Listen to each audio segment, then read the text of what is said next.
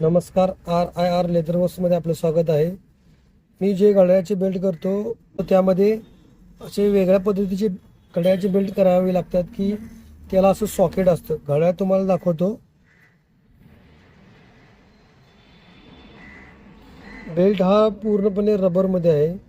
याला अटॅचच त्याचं रबरमध्येच सॉकेट आहे याचं पुढचं.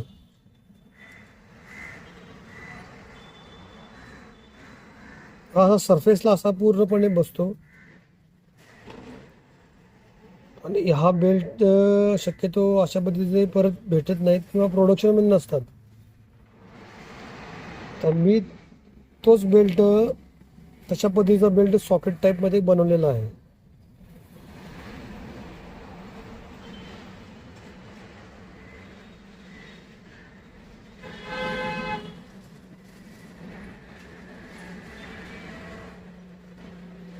याच्यात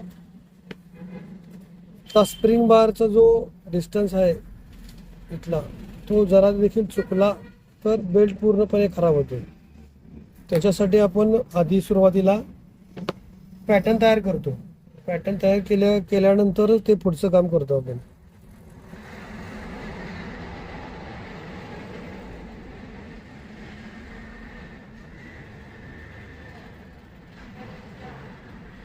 बेल्टचे काम पूर्ण झालेलं आहे.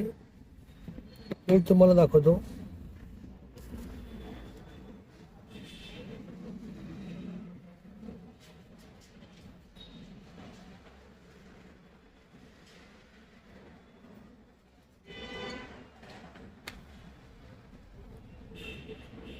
घड्याळ ब्रँड गुची आहे. Analog watch.